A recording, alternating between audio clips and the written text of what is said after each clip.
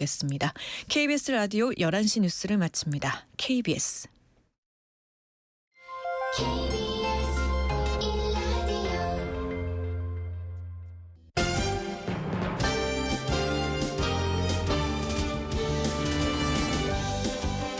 KBS 1라디오 신성원의 오늘 세계는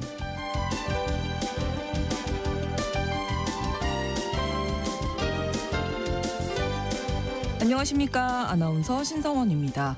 일론 머스크 테슬라 CEO가 신당 창당을 선언하며 트럼프 대통령과의 정면 대결을 선택했습니다. 일단 내년 11월 중간선거에서 의석을 확보해 캐스팅 보트를 행사하려는 의도로 풀이되는데요. 하지만 양당제가 공고히 유지되고 있는 미국에서는 제3당 후보가 당선될 가능성이 크지 않아서 공화당 표만 갉아먹을 거라는 평가가 나옵니다.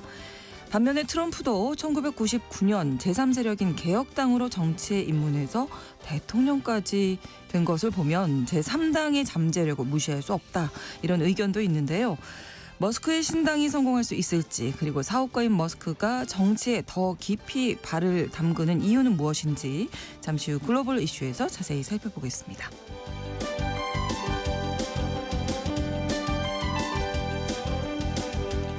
오늘 주목할 국제사회 뉴스 헤드라인 뉴스와 키워드로 정리해드립니다. 통신원 취재 수첩 호주 소식 전해드리겠습니다. 호주에서는 이번 주를 나이독 주간으로 기념한다고 하네요. 호주 원주민들의 문화를 알리고 이들의 권리 증진을 위한 행사가 매년 이맘때 열린다고 하는데요. 더 자세한 내용 통신원 연결해서 알아봅니다. 7월 8일 화요일 KBS 1라디오 신성원의 오늘 세계는 시작합니다.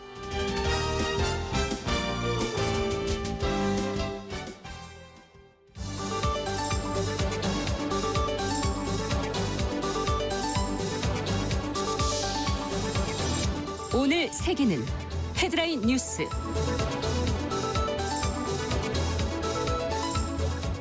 트럼프 대통령이 현지 시각으로 7일 상호관세 부과 유예 시한을 8월 1일까지로 연장하는 행정명령에 서명했습니다.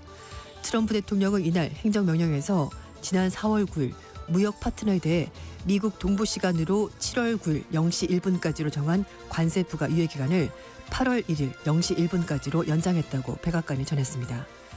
이와 함께 트럼프 대통령은 한국산 제품에는 25%의 상호관세를 부과하겠다고 이재명 대통령에게 서한을 보내 통보했습니다.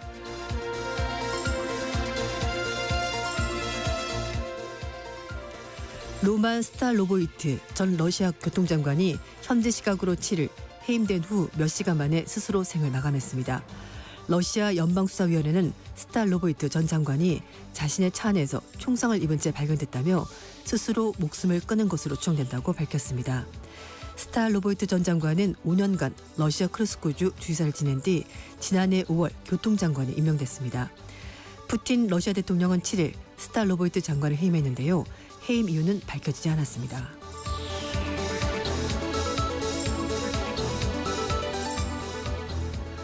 이스라엘군이 예멘 후티 반군이 장악하고 있는 서부 항구 도시 호데이다를 공습했습니다.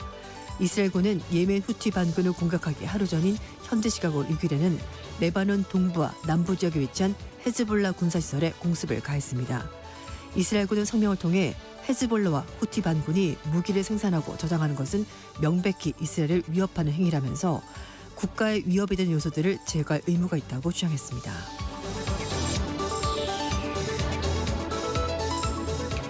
강한 비바람을 동반한 제4호 태풍 다나스가 대만 서부 해안 일대를 휩쓸고 지나가면서 2명이 숨지고 500명 넘게 다쳤습니다. 순간 최대 풍속이 시속 200km를 넘었던 다나스가 200mm 이상의 물폭탄을 퍼부으면서 대만 서해안 지역을 따라 북상하다가 7일 새벽 열대성 폭풍으로 약화된 뒤 대만 해협 해상으로 빠져나갔습니다. 한편 TSMC 등 대만의 빅테크 기업들이 있는 타이난 과학기술단지에서는 큰 피해가 보고되지 않았습니다. 대만에서는 7월부터 10월 사이에 자주 태풍 영향을 받습니다만 보통 인구 밀도가 낮고 태평양 접해있는 동부 해안에 상륙한 경우가 많았습니다. 서부 자이언에 태풍이 상륙한 것은 1958년 태풍 관련 기상 관측 이래 처음입니다.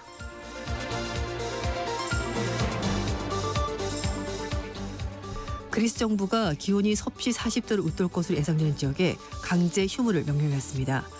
그리스 노동부는 정오부터 오후 5시까지 야외 노동과 음식 배달 서비스를 중단하라고 명령했는데요. 주로 그리스 중부와 여러 섬 지역이 이번 조치가 적용됩니다. 당국은 근로자가 재택근무를 선택할 수 있도록 해야 한다고 고용주에게 권고했습니다. 다만 수도 아테네에서는 별도의 비상조치가 시행되지 않았습니다. 이번 폭염은 오는 10일까지 이어질 것으로 보이는데요. 그리스 당국은 올여름 사상 최대 인원의 소방관을 배치하는 등 기후변화 영향에 대처하기 위해서 장기적인 조처를 취하고 있습니다.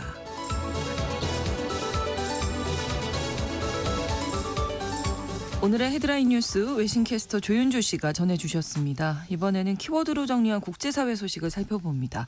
첫 번째 키워드, 3주 후에 다시 만나겠습니다. 네, 법정에서 하는 얘기 같은 그런 멘트이긴 한데요. 네. 트럼프 대통령이 상호 관세 부과 유예 기간을 8월 1일까지 연장하는 행정명령에 서명했습니다. 네. 트럼프 대통령은 무역 파트너들과 협상 상황에 대해서 정보를 포함해 다양한 고위 당국자들로부터 받은 추가적인 정보 그리고 권고사항을 바탕으로 연장이 필요하다고 판단한 거다라고 설명했습니다. 캐롤라인 레빗 백악관 대변인도 앞으로 약 한 달 안에 트럼프 대통령이 각국 정상들에게 상호 관세 서한을 발송할 것이다라고 밝혔습니다. 앞서 트럼프 대통령이 이재명 대통령을 수신자로 지정해서 오는 8월 1일부터 모든 한국산 제품에 대해서 25%의 상호 관세를 부과하겠다는 서한을 보냈습니다. 근데 이 편지 보내기 전에 미리 그 SNS 통해서 내용을 공개했는데요. 네. 유감스럽게도 상호주의와 굉장히 거리가 멀어졌다라고 주장을 하면서 2025년 8월 1일부터 미국으로 보내는 모든 한국산 제품의 경우 25% 관세가 부과될 것이고 이 관세는 모든 품목별 관세와는 별도다라고 설명했습니다. 한편 트럼프 대통령이 SNS 통해서 한국, 일본 등 14개 국가에 대해서 상호 관세율을 공개했습니다. 네. 이 관세 통보 서한에 따르면 우리나라, 일본, 말레이시아, 카자흐스탄, 튀니지는 25%고요. 태국과 캄보디아는 36% 그리고 라오스, 미얀마는 40%의 상호 관세가 부과될 것이라고 트럼프 대통령이 밝혔습니다. 네. 우리나라는 4월 달에 받던 그 상호 관세율 그것 따라 그대로 이제 25%가 부과될 것으로 보이는데요. 네. 무역 장벽 철폐 등 여러 가지 변화에 따라서 관세율도 바뀔 수 있다라고 트럼프 대통령이 설명했습니다. 하지만 가장 근본적인 입장은 변화가 없습니다. 그러니까 미국이 다른 나라 무역할 때마다 미국이 적자를 본다. 특히 한국과도 무역 적자가 너무 크다면서 이걸 바로잡을 필요가 있고 그래서 공정한 무역이 필요하기 때문에 미국이 상대 국가들에게 상호 관세를 매기는 거다 하는데요. 네. 상호 관세는 상대방이 하는 것만큼 나도 하겠다는 건데 그렇죠. 사실은 실질적으로 우리나라는 미국에 고의로 관세를 매기지 않습니다. 그러니까 말은 상호 관세인데 실제는 그렇지가 않습니다. 네. 자, 한편으로 유럽연합 같은 경우에 서한을 받지 못했는데요. 네. 협상은 계속되는 거죠? 네, 맞습니다. 유럽연합은 9일까지 관세에 대한 원칙적 합의를 목표로 해서 미국과 협상을 계속하고 있습니다. 유럽연합 집행위원회 수석 부대변인은 폰데얼레인 유럽연합 집행위원장과 트럼프 대통령이 통화를 했다라면서 좋은 의견을 나눴고 모든 수준에서 합의를 이루기 위해서 작업을 진행하고 있다라고 밝혔습니다. 네. 한편 무역 담당 대변인도 현지 시각으로 9일까지 최소한의 원칙적 합의에 도달하기 위해서 모든 노력을 다하고 있다고 설명했습니다. 지금 말씀인 것처럼 우리나라, 일본 포함해서 14개 국가의 상호 관세가 어떻게 되는지 이제 인터넷 통해서 SNS 통해서 밝혔는데요. 네. 유럽연합은 여기에 포함되지 않았습니다. 그래서 다음 달 1일까지 연장되는 관세 유예 기간 이후에도 최종 협상 타결까지 기본 관세 10% 유지하는 예비 협정을 체결한 방안을 유럽연합에 준하고 있는데요. 유럽연합은 항공기 부품, 와인주류 등 핵심 품목에 대해서 10% 기본 관세 면제를 요구하고 있고요. 네. 자동차 부품은 25%, 철강, 알루미늄은 50%의 관세가 부과되는데 이런 것들을 줄이기 위해서 미국 측에 요청을 계속해서 하고 있습니다. 네. 이 트럼프 대통령이 지난 4월 달에 유럽산 수입 제품에 대해서 20% 상호 관세를 매기겠다고 얘기를 했다가 9일 0시까지 유예했고요. 5월 달에는 협상의 진전이 없었다면서 6월 달부터 50% 관세를 부과한다고 했다가 또 연기했습니다. 그렇습니다. 네, 네. 그러니까 자꾸 헷갈려요. 한다고 했다가 안 한다고 그랬다가 네. 미뤘다가 비율을 낮췄다가 이런 식으로 가거든요. 그렇습니다. 원래 이제 당초 아까도 말씀드렸습니다만 8일까지가 상호간세 유예 기간이었는데요. 일단 뭐 다른 나라들은 1일까지 다음 달 1일까지 연기가 된 건데 네. 어쨌든 미국과 유럽연합의 협상 성과가 없다면은 유럽산 수입품에 대해서는 어쨌든 50%의 상호간세가 부과될 것 같습니다. 네. 자, 다음 키워드 예측을 벗어난 폭우. 네, 이제 미국 얘긴데요. 뭐 네. 주말부터 계속 뉴스가 나왔는데 500년 또는 1000년에 한 번 올 만한 폭우가 텍사스주에 쏟아졌습니다.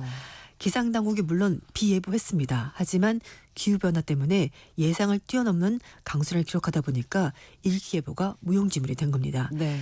영국의 일간지 가디언지는 피해를 입은 텍사스 중부 지역이 전통적으로 홍수 위험 지역이 맞긴 하지만 이번에는 돌발 홍수가 발생했고 이 원인이 폭발적인 강수량이 나온 건데 이걸 미리 예측하는 것이 굉장히 어려웠다라고 분석을 했습니다. 이게 바로 그렇죠. 기후변화 때문이라는 거죠. 네. 네. 7월 달은 미국에서 돌발 홍수가 자주 발생하는 시기라고 하는데요. 특히 텍사스 중부 지역에 플래시 플러드 앨리, 그러니까 돌발 홍수 다발지대가 있는데 열대 수증기와 그리고 정체 정선이 있으면서 이게 구릉 지역을 만나게 되면 특정 지역에 집중적으로 굉장히 짧은 시간에 많은 양의 비가 내린다고 하고요. 네. 특히 최근 몇 년 동안 강우 강도가 점점점 강해지고 있습니다. 그러니까 이런 점을 감안한다고 하더라도 이번에 텍사스를 휩쓴 폭우는 규모가 아주 막대하다고 하는데요. 지난 4일 날 커빌에 3시간 동안 누적 강수량이 250mm. 근데 사실 이 정도 양이면 여름 내내 내리는 비라고 합니다. 그리고 오스틴 서쪽 지역은 5시간 동안 무려 355mm. 이 정도 내렸으니까 이거는 석 달 내내 내린 비보다 훨씬 더 많았거든요. 네. 몇 시간 동안. 그래서 500년 만에 또는 1000년 만에 한 번 내릴 만한 비였다라고 언론들이 보도를 하고 있는 겁니다. 네. 여기에다가 트럼프 2기 행정부 들어서고 나서 정부 효율부가 인력도 감축하고 그렇죠. 정부 예산 삭감하면서 네. 날씨 정보를 조율해서 전달하는 전문가들, 뭐 예보관들, 뭐 수문학자, 조종관들 이런 사람들이 공석 상태였다고 합니다.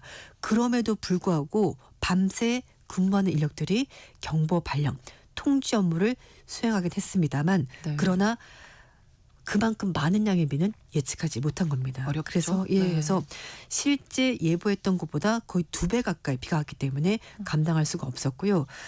가디언지는 미국 행정부의 삭감은 특히 미 해양대기청의 환경 모델링 센터가 운영해온 정밀 기후 강우 예측력을 크게 약화시켰다면서 국립기상청의 공백이 실제 예보 전달에 어느 정도 영향을 미쳤는지는 불분명하지만 여기에다가 기후변화 영향까지 있었기 때문에 굉장히 복잡한 기상재난 상황이 벌어진 것은 분명하다라고 전했습니다.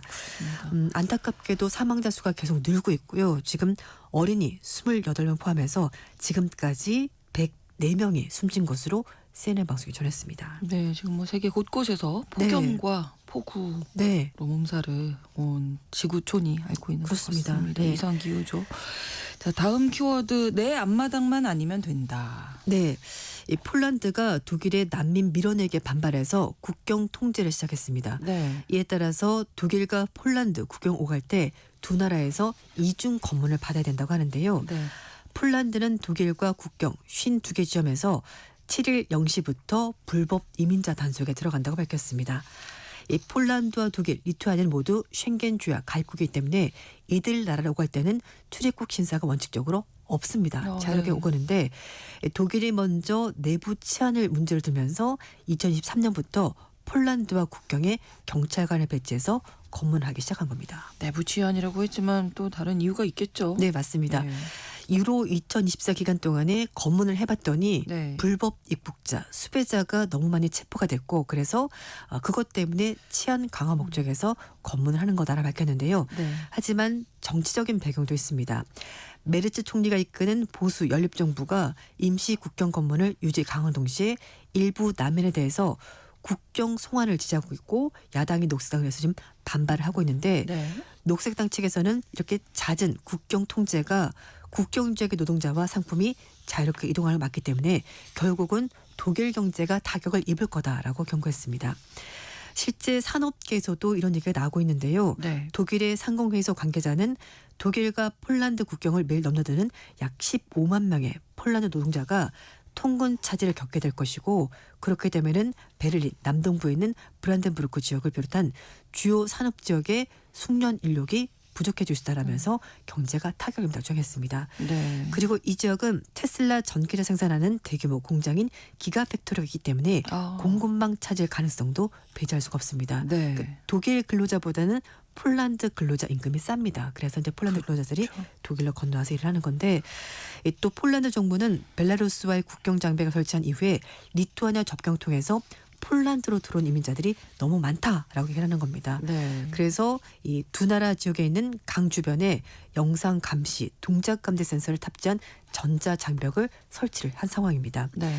이런 상황에서 독일마저 국경을 걸어 잠그자 폴란드는 유입되는 이민자가 늘어났다면서 자신들도 국경을 막을 수밖에 없다라고 얘기를 하는 것이고요. 또 이민자 정책도 폴란드 정치와도 관련이 있습니다. 최근에 실시된 폴란드 대선에서 극우 민족주의 성향의 나브로츠키 후보가 당선이 되면서 네. 이민자 문제가 더 크게 부각이 됐고요. 이 당선인이 폴란드 국경을 보호하는 대통령이 오고 있다라면서 강경하게 대응하겠다 밝혔습니다. 지금 현재 총리도 물론 검문 확대하긴 합니다만 반이민 정책이 너무 강력하다 보니까 결국은 극우 세력에 정부가 무릎을 꿇은 것 아니냐, 굴복한 거 아니냐 이런 비판의 목소리도 나오고 있습니다. 네. 다음 키워드입니다. 돈이 된다잖아요. 그럼 가야죠. 그럼 가야죠. 네. 트럼프 대통령이 가자지구 휴양지 개발 구상 이건 뭐 뉴스에 여러 차례 나왔었는데요. 그렇죠.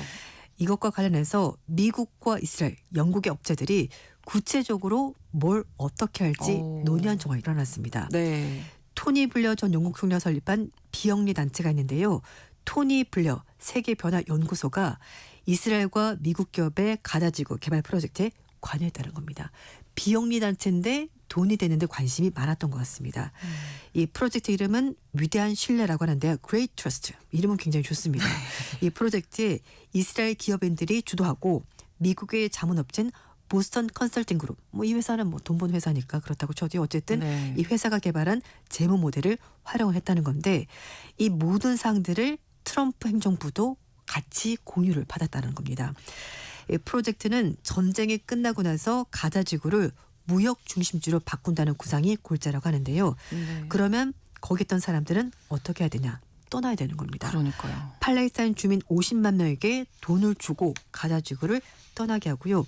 민간 투자를 유치해서 지역을 개발한다는 건데 도대체 돈을 얼마나 주겠다는 건지도 모르겠습니다. 50만 명인데 여기에다가 지금은 사이가 나빠졌습니다만 그때만 하더라도 두 사람 사이가 좋았거든요. 일론 머스크 스마트 제조지구도 여기에 같이 만들자라는 얘기까지 있었고요. 네. 그리고 아랍에미리트, 두바이 같은 인공섬, 그렇죠. 가자, 리베라 이런 것도 만드는 방안이 검토가 됐었다고 합니다. 네. 여기에다가 블록체인 기술의 디지털 무역 중심지이자 저세율의 특별 경제구역을 개발하고 중동, 인도, 유럽에 연결되는 심해 항만도 구축하다. 정말 어마어마한 계획을 당사자 없이 다들 세우고 있었습니다. 전쟁이 가자 지구를 안전하고 현대적이고 훨씬 더 번영하는 사회로 재건할 수 있는 정말 100년에 한 번 올갈만케를 만들 수 있다라고 얘기를 하고 있는데요. 하지만 말씀드렸던 토니 블레어 세계변화연구소 측은 가자지구 전후 지원을 논의하는 과정에서 다양한 제안은 검토를 했지만 주민 이주 계획은 관여한 적이 없다. 이렇게 선을 그었다고 합니다. 사실 주민을 이주시킨다는 것이 원래 살고 있던 사람들을 쫓아낸다는 거거든요. 그렇죠. 이게 이제 좀 반인륜적 행동이 되기 때문에 비판이 컸습니다. 하지만 어쨌든 당사자 없이 뭐 이스라엘, 미국, 영국 이런 강대국들이 모여서 어떻게 할 것인지를 자기들끼리 논의를 한 겁니다. 네, 일단 전쟁이 빨리 맞아요. 끝나야죠. 그 이후에 이야기는 그 이후에. 네, 일의 순서가 바뀐 것 같습니다. 그렇습니다. 다음 키워드 어깨가 넓은 사람이 더 많은 짐을 져야 한다. 네. 영국 정부가 부유세를 다시 다시 얘기를 하면서 이거 좀 걷어야 되는 거 아니냐라는 얘기가 나오고 있는데요. 네. 영국 총리실 대변인이 부유세 검토 관련 질문을 기자들 받았는데요. 향후 예산안 그리고 재정 격자 계획에 대해서는 언급할 수가 없다라고 말을 하면서도 네. 총리가 어깨가 넓은 사람들이 좀 더 많은 짐을 짊어져야 한다고 거듭 말해왔다라고 말해서 부유세 도입 가능성을 열어뒀습니다. 이런 가운데 닐 키넉 전 노동당 대표가 천만 파운드 의료원으로 187억 원 이상의 자산을 가진 사람에 대해서 네. 2% 부유세를 만약에 도입을 한다면은 연간 110억 파운드 의료원으로 20조 5천억 원의 세수가 생길 거라면서 부유세를 도입하자라고 주장했습니다. 네. 게다가 노조에서도 가장 부유한 1%에게 1% 부유세를 부과한다면은 무려 250억 파운드를 더 거둬들일 수 있다라고 얘기를 하고 있습니다.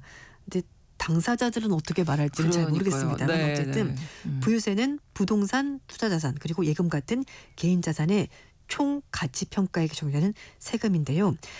영국은 지금으로서는 부유세 명목으로 과세하지 않습니다만 자본이득세, 배당세 등 이런 자산에 대해서는 세금이 부과되고요. 우리나라도 배당세 있습니다. 네. 세수 증대 그리고 부의 불평등 감소, 대중 선호 이런 여러 가지 이점이 있습니다만 세금을 내는 고소득층이 진짜 세금을 낼 거냐 이렇게 네. 하다가는 조세 회피하기 위해서 혹시 이사를 가는 것 아닐까 아니면 또 자산 가치를 다른 데로 옮기는 것 아닐까 아니면 축소를 할 수 있는 거고요. 그러니까 그렇죠. 여러 가지 문제가 있다고 합니다. 스타머 정부는 작년에 예산안에서 일부 증세, 법률상 거주지를 해외에 둔 부자에 대해서 세제 개편으로 부유층이 영국을 등지게 한다라는 비판을 받았는데요. 네. 그렇지만 요즘에 이 적자가 많아지다 보니까 정부 돈이 필요한 거죠. 그래서 그렇죠. 복지 개편 후퇴로 여러 가지 문제가 발생하자 한동안 거리를 뒀던 증세안에 대해서 다시 얘기를 꺼내는 것 같습니다. 네. 어디서든지 돈을 끌어와야 되니까. 그렇죠. 네, 맞습니다. 우리들의 잃어버린 도시 마지막 키워드인데요. 좀 네. 짧게 전해 주실까요? 페루에서 무려 3,500년 전에 지어진 고대 도시가 발견이 됐고 네. 일반에게 공개가 됐습니다. 바랑카주에 있는 고대 도시 페니코라고 하는데요. 네. 이 도시가 해발 600m 위에 위치해 있고요.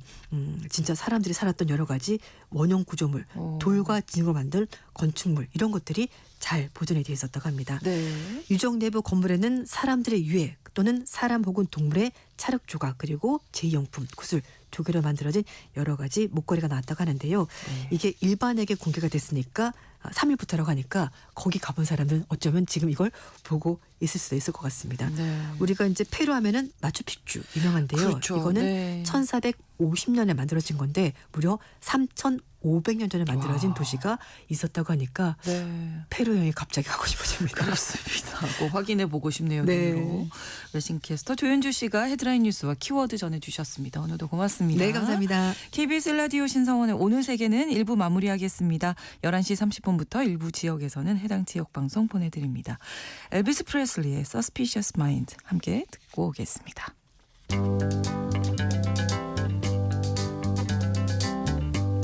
We're caught in a trap. I can't walk out because I love you too much, baby.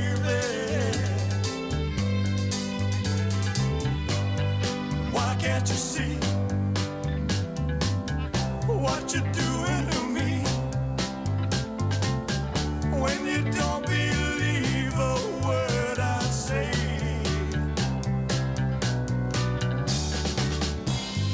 We can't go on together with suspicious minds, and we can build our dreams on suspicious minds. So if an old friend I know stops by to say hello, would I still see suspicion in your eyes?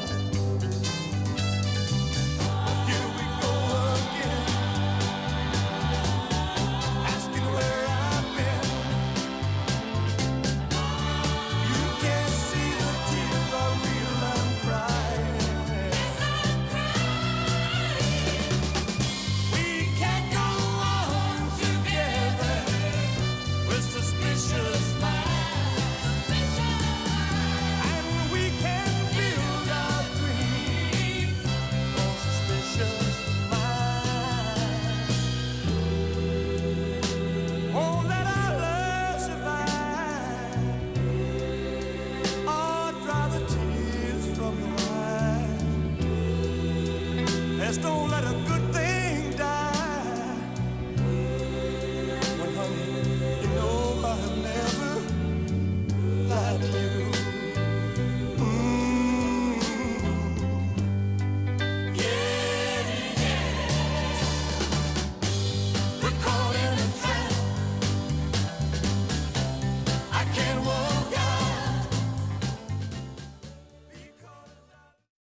지금 시각은 11시 30분입니다. KBS Ladies and gentlemen. 국제사회의 다양한 뉴스를 한눈에 KBS 1라디오 신성원의 오늘 세계는 세계를 바로 보는 최소한의 투자입니다.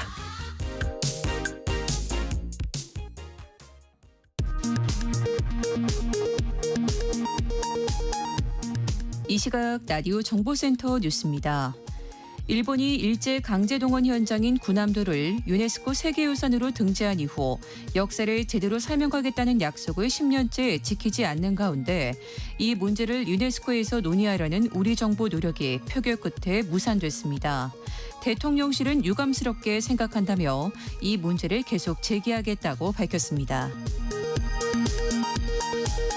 이재명 대통령이 어제 여당 상임위원장단 만찬에서 방송 3법도 반드시 처리해야 하고 노란봉투법과 양곡관리법 등 민생 직결 법안들을 신속히 처리하면 좋겠다고 말했다고 진성준 민주당 정책위 의장이 밝혔습니다.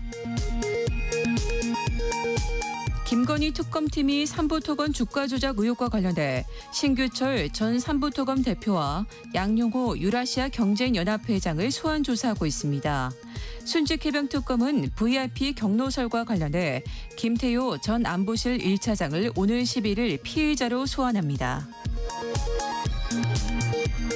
감사원은 이진숙 방송통신위원장이 보수 유튜브 채널에 출연해 정치적 발언으로 공무원의 정치적 중립 의무를 위반했다며 주의 처분을 내렸습니다.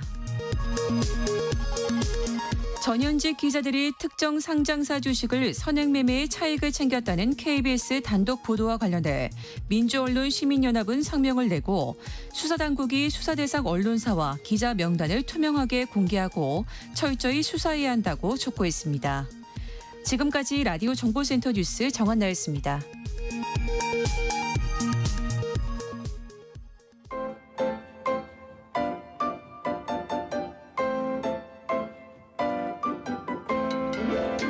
통신원 취재 수첩.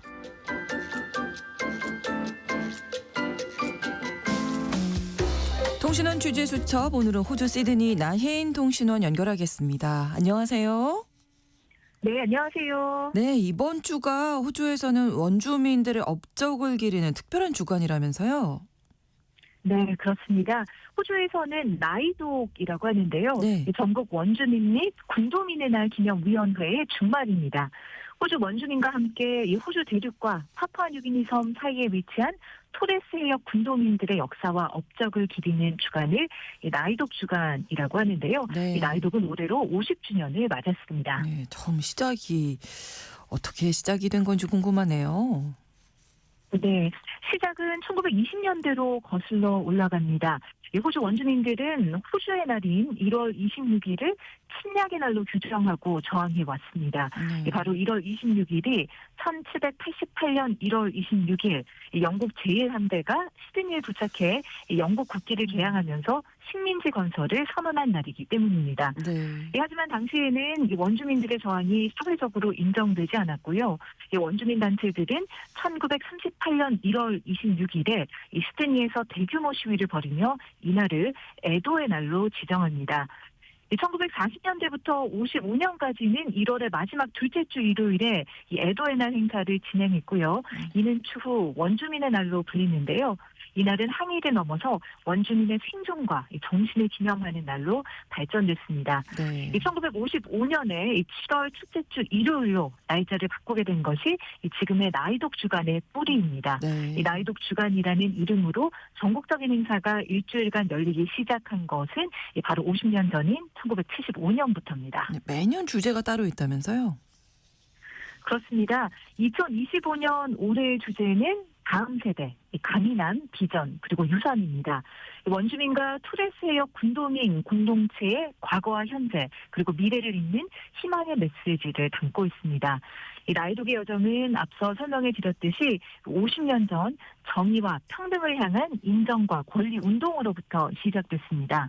그동안 호주 원주민 공동체는 문화를 지키고 목소리를 높이며 이 회복력과 자긍심으로 시대를 견뎌왔고요. 네. 이제는 다음 세대, 즉 젊은 리더들이 그 유산을 이어갈 시간이라는 뜻입니다. 이 주제에서 강인함은 선조들과 공동체의 회복력에서 오는 힘을 뜻하고요. 이 비전은 공동체가 꿈꾸는 이 정의롭고 포용적인 미래, 또 유산은 우리가 계승하고 다음 세대에 전할 문화적인 뿌리와 지혜를 뜻합니다. 그렇군요. 나이독 주간이 되면 가장 먼저 시상식이 열리는군요. 네, 나이독 주간이 되면 우선 전국 나이독 시상식을 진행하는데요. 네. 이 호주 전역에서 뛰어난 원주민 인물들을 선정해서 리더십, 교육, 예술, 청년, 원로 부문 등에서 시상합니다.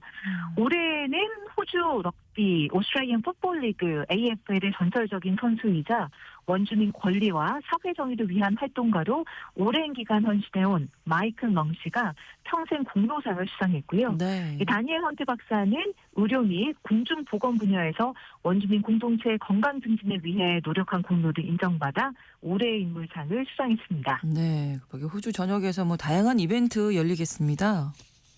네, 이 시드니, 멜번, 브리즈번 등 대도시에서는 나이독 퍼레이드가 열리고요. 네. 이 전국 곳곳에서 일주일 동안 이 원주민 전통 예술 전시와 워크숍 등이 진행됩니다. 이 전통적인 도트 페인팅, 이 원주민 예술 가운데 점을 찍어서 만드는 페인팅인데요. 네. 그리고 직조, 조각 등 원주민 예술을 감상할 수도 있고 또 직접 배워보는 워크숍도 인기입니다.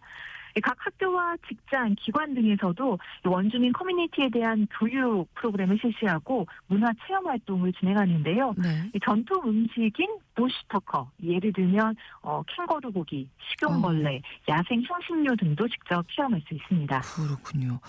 또 시드니의 관광 명소죠. 달링 하버 뭐 관광객들이 많이들 찾으시는 곳인데 여기에서도 특별한 행사가 준비되고 있네요. 네, 이번 주말인 12일에는 웰컴 투 컨트리라는 의식이 달링하버에서 진행됩니다.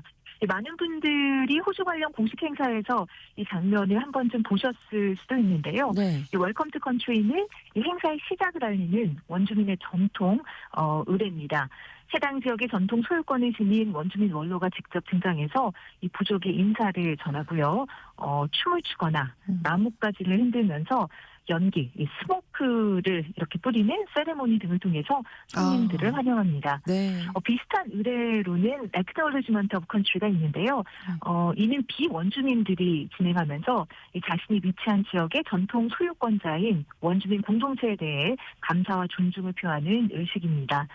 요즘은 학교, 직장, 정보 행사에서도 이 의식을 자연스럽게 포함하면서 호주 사회에서는 원주민에 대한 인정이 일상에 스며들고 있습니다. 여전히 건강, 교육, 기대 수명 등 여러 지표에서 원주민들은 다른 비원주민들에 비해서 불리한 상황에 처해 있습니다. 하지만 나이독 주간을 통해 공동체가 함께 원주민의 목소리에 귀를 기울이고 네. 문화를 기념하는 분위기가 점점 더 확산되고 있습니다. 네. 이렇게 오늘 호주의 나이독 주간 자세히 설명해 주셨습니다. 오늘 고맙습니다. 네, 감사합니다. 네, 시드니에서 나혜인 통신원이었습니다.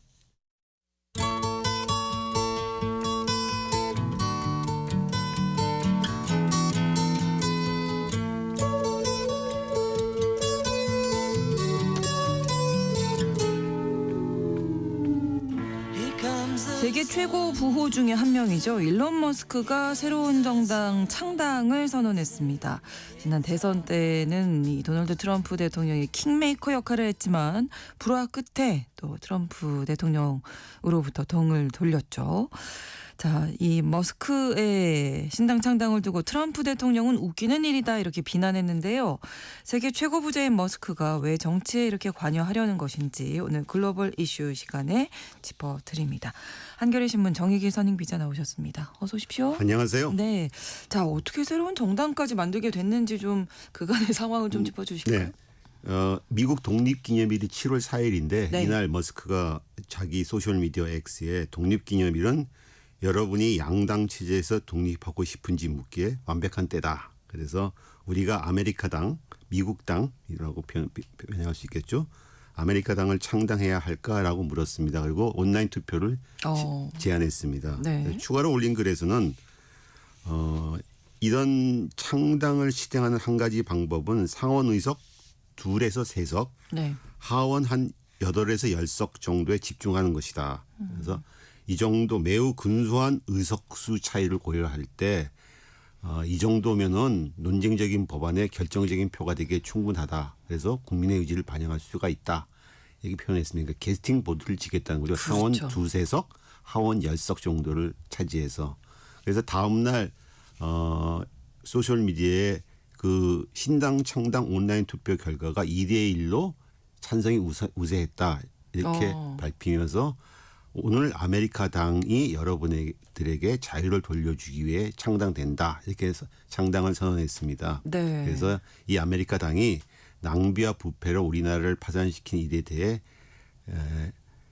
그 교정을 할 수 있다. 즉 우리가 민주주의가 아닌 일당주의에 살고 있다는 것을 아메리카 당이 폭로해 주겠다. 이제 이렇게 밝혔습니다. 그렇군요. 머스크가 이 신당 창당을 한 직접적인 계기는 4일 날 발효됐던 트럼프의 지출 감세법, 즉 하나의 크고 아름다운 법, 이 계기가 됐죠. 네. 이 법은 정부 지출을 늘리면서도 부자 감세를 해갖고서 향후 10년 동안 연방 재정 적자가 한 작게는 2조 달러, 많게는 5조 달러까지 늘어날 거라고 분석되고 있습니다. 네.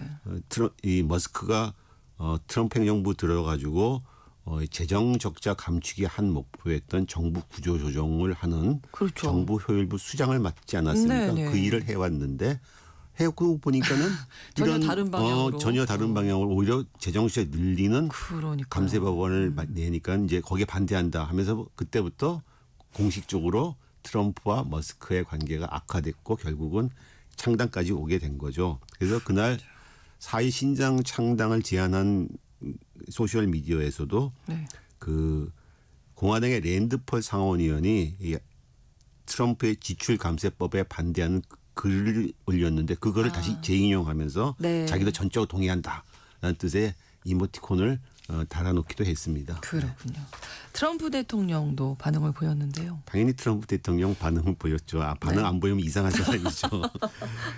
당장 그 다음날 6일날 기자들에게 제3정당을 창당하는 것은 웃기는 일이다.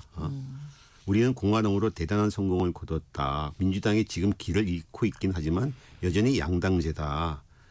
제3당을 시작한다는 것은 혼란을 더한다. 3당들은 결코 성공하지 못했고 머스크가 그걸로 재미있어 하긴 하겠지만 참 웃기는 일이다. 이런 반응을 했습니다. 네. 그런 소셜미디어에서도 나중에 일론 머스크가 지난 5주 동안 완전히 궤도를 이탈해서 박살난 열차가 되는 것을 지켜보는 게 슬프다. 이렇게 말했습니다. 예. 자, 이 계획대로 이제 신당이 창당이 된다면 미국 정치권에 정말 캐스팅 보트도 쥐고요. 뭐 이런 뜻대로 된다면 네네. 어떤 영향을 미칠까요? 정치권에. 일단은 미국 정치권에. 머스크는 공화당 의석을 지금 겨냥하고 있죠. 그렇죠. 앞서 말한 대로 네. 상원에서 2~3석, 하원에서 10석 정도를 뺏는다면 그건 대부분 아마 공화당 의석을 뺏어 올게 될 의석이겠죠. 겁니다. 네네. 정치 지지층이 겹치니까. 네. 어쨌든 그렇게 상원 2~3석, 뭐 하원 10석 정도만 차지하면은 충분히 캐스팅 버튼 발휘할 수 그런 있죠. 역할은 할 수 있는 왜냐하면은 거고요. 네. 하원에서 현재 공화당과 민주당은 220대 212, 상원에서는 52대 48. 딱 그 차이만큼 지금 그렇습니다. 머스크가 확보하자는 의석 차이만큼 차이가 나기 때문에 네. 머스크 막 의대대로 의회를 좌지우지는 할 수는 있겠죠. 네. 근데 문제는 그렇게 된다면요. 된다. 근데 문제는 그게 가능하겠냐는 거죠. 네. 미국도 정치 양가가 심하고 연방의원은 우리나라처럼 소선구제여서 네. 3당 후보가 될 가능성은 상당히 희박하죠. 트럼프의 신당이 머스크의 신당이 창당된다면은 네. 표를 얻는다고 하더라도 당선보다는 오히려 공화당 표만 갉아먹을 공산이 훨씬 크죠. 그렇습니다. 그러면 지금 이제 미국의 정치 제도 하면 보통 공화당, 민주당 이렇게 양당 체제로 알고 계시잖아요. 네. 제3당이 뭐 성공한 적은 없었나요? 가장 역사적으로 볼 때. 최근에 그래도 3당 그리고 그 3당 후보로서 존재감을 보여준 경우는 1992년에 로스페로라고 하는 억만장자가 무소속 후보로 대선에 출마한 적이 있습니다. 네. 그때 18.9% 상당히 높은 을 얻었습니다. 그렇죠. 그는 그 다음 대선에도 출마하기 위해서 1995년에 개혁당을 이란 걸 만들어서 대선에 재출마해서 근데 이번에는 8.4% 득표에 그쳤습니다. 한 절반 정도도 못 받는 거죠. 그전에 비해서. 네. 어쨌든 페루가 창당한 개혁당에서 지금의 도널드 트럼프가 2000년 대선 후보 경선에서 출마해서 정치권에 진출하려고 했습니다. 당시 그는 보수적인 방송 앵커 출신인 팻 부캐넌한테 밀려가지고 대선 후보는 되지는 못했어요. 네. 어쨌든 이 개혁당은 그 후 연방의회는 물론이고 지방선거에서도 성과를 크게 내지 못했습니다. 창당자인 로스페로도 2000년에는 공화당으로 그냥 입당해 버렸고요. 네. 그 전에 미국에서 제3등 후보로 가장 선전하는 경우는 미국 대통령 중 가장 훌륭한 대통령 중에 하나로 손꼽히는 시어도 루즈벨트 대통령이 대통령 한번 지내고 나서 네. 공화당을 탈당하고 나서 진보당이라는 걸 만든 적이 있습니다. 그게 1912년입니다. 그래서 대선에 출마해 갖고서 무려 27.4%를 득표를 해서 2등까지 했었습니다. 근데 네. 물론 당선되지 못했죠. 그렇네요. 그리고 1968년에는 보수적인 인사 조지 월러스가 미국 독립당이라는 걸 만들어서 네. 남부 5개 주를 해서 승리했습니다. 그래서 총 득표율은 13.5%가 됐습니다. 당시는 흑인 민권운동이 막 절정에 오르던 때였습니다. 1968년. 네. 그러니까 보수적인 남부 주민들이 이 조지 월러스의 미국 독립당을 지지해 준 거죠.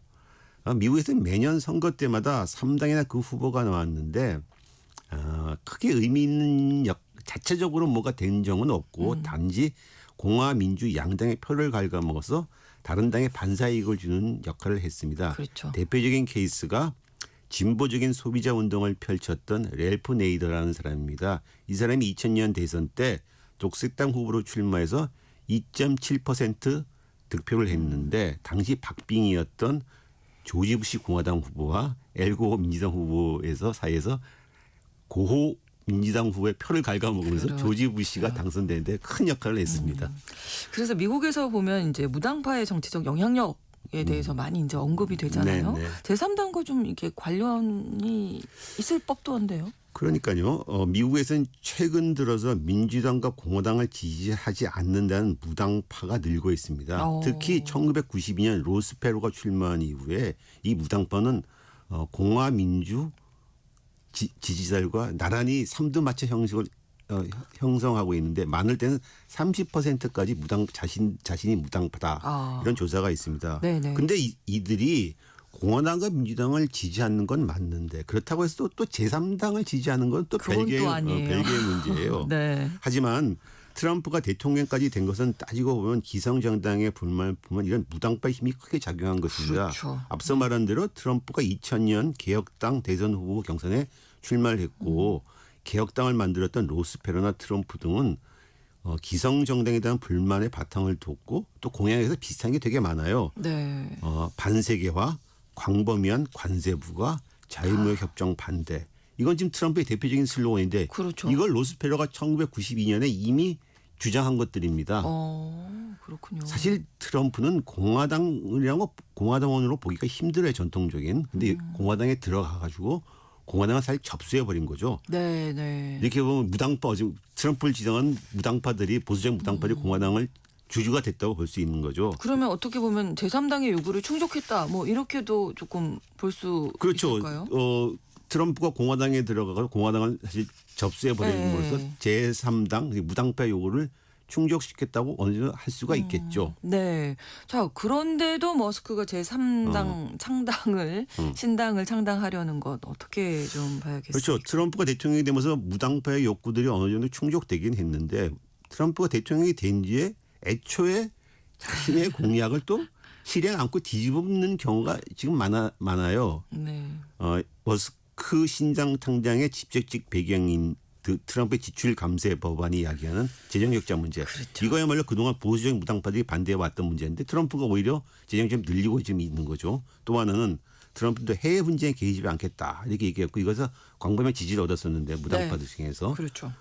최근에 이란을 폭격하고 이스라엘 주도의 분쟁에 끌려다니고 있습니다. 미국이. 이 때문에 트럼프의 미국을 다시 위대하게 지금 마가 진영 내에서는 큰 우려와 반대의 목소리가 나오고 있습니다. 네. 그래서 의회에서 가장 트럼프를 옹호하던 마조리 테일러 그린 하원 의원이나 또 방송인 터커 컬슨도 트럼프의 그 이란 폭격에 대해서 상당히 비판적인 의견을 보였고 네. 그래서 이런 사람들이 머스크의 신당에 가담할 수 있지 않느냐 이런 추측까지 나오고 있습니다. 아, 그렇군요.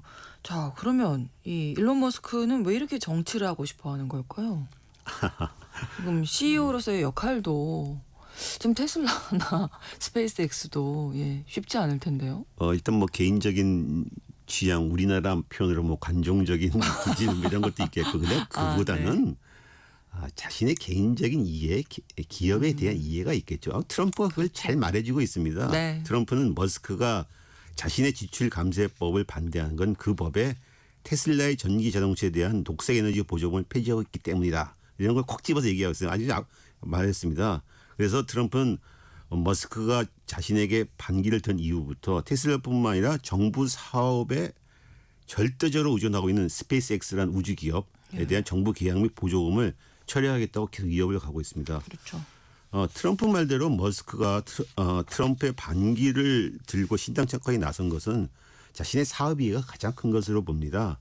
즉 트럼프의 지출 감세법은 태양광, 풍력, 배터리 저장 시스템 등 재생에너지 프로젝트에 대한 세금 혜택을 축소하거나 폐지하고 있고 오히려 석탄과 천연가스 산업 등 전통적인 화석연료들에 대해서 보조금을 확대한 내용을 담고 있습니다. 그렇죠. 테슬라로서는 전기차 보조금 폐지로 인해 차량 가격 경쟁력이 약화되고 태양광 산업 자체가 완전히 타격을 입을 수 있습니다. 그래서 머스크는 이런 걸 두고 과거 산업에 대한 지원이며 미래 산업을 파괴하는 법안이다. 이렇게 비판하고 있습니다. 네. 그런데 여기에 대해서 트럼프는 또 머스크를 비판하고 있죠.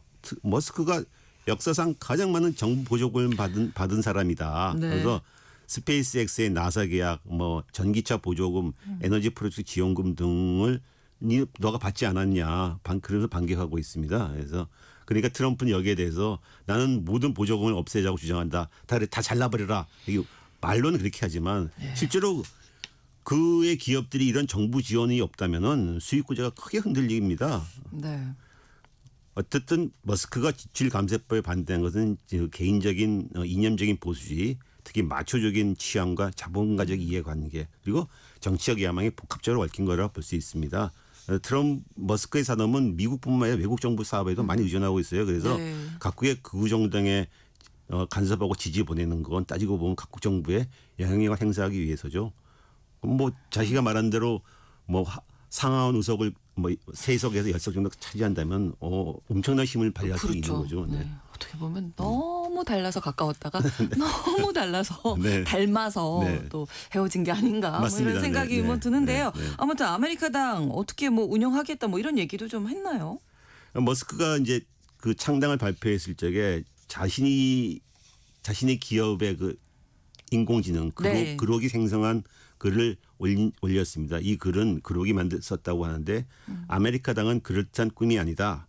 머스크는 한 줌의 상원 의석과 하원 성보구를 쥐고 캐스팅 보스를 행사해 법이 진짜 사람들에게 복무할 것으로 강조할 것이다. 이렇게 말했습니다. 네. 그리고 머스크는 차기 대선에서 대통령 후보를 지지하는 것을 배제하지는 않겠으나 일단은 중간선거에 초점을 맞출 것이다. 이렇게 말을 했습니다. 네. 그래서 AI와 플랫폼 활용 자신이 갖고 있는 즉 그록이란 AI 그리고 X라고 하는 옛날 트위터죠. X라고 하는 플랫폼을 활용해서 네. 여론을 형성하고 정책을 설계하고 지지층을 조직화하는 하겠다. 기술과 정치를 융합하겠다. 막강한 자금이 있고 또 이런 여론 형성 플랫폼이 있기 때문에 잘 이용한다면 작지 않은 파장이 가능하겠죠. 하지만 네. 머스크가 요즘 참 대중들한테 인기를 많이 잃었어요. 정부 혈부 수장을 맡으면서 대규모 구조조정을 하면서 미국 대중들한테 완전히 공적으로 찍혀가지고 그렇죠. 그 신단행의 파괴력이 있을지 그리고 또 트럼프 역시 이제 그것 때문에 머스크를 멀리하고 있고 그랬습니다. 어쨌든 트럼프 지형은 상당히 긴장하고 있어요. 스티브 배넌 전 백악관 수석 전략가가 머스크는 미국인이 아니다. 남아공 사람이다. 충분한 시간 동안 이런 사실을 조사해서 머스크가 범죄를 저질렀기 때문에 추방돼야 한다. 이렇게 협박을 하고 있습니다. 네. 머스크의 신당이 제대로 창당될지 그리고 창당해서 다음 중간 선거까지 성과를 낼지는 과연 그렇죠. 넘어야 할 허들이 상당히 많습니다. 네. 당장 테슬라 주가가 지금 7%나 폭락했고 네. 테슬라 주식을 끼워놓은 ETF 펀드도 출시를 안 하겠다 그러고 있습니다. 그러니까 갈 길이 멉니다. 네. 네. 네, 세계 최고의 권력자와 세계 최고 부자의 싸움이 어떻게 결과가 나올지 주목해 보겠습니다. 오늘 한겨레 신문 정혜기 선임 기자와 글로벌 이슈 함께했습니다. 고맙습니다. 감사합니다. 스매시 마우스의 I'm a Believer 전해드리면서 KBS 1라디오 신성원의 오늘 세계는 마치겠습니다. 내일 다시 뵙겠습니다. 고맙습니다.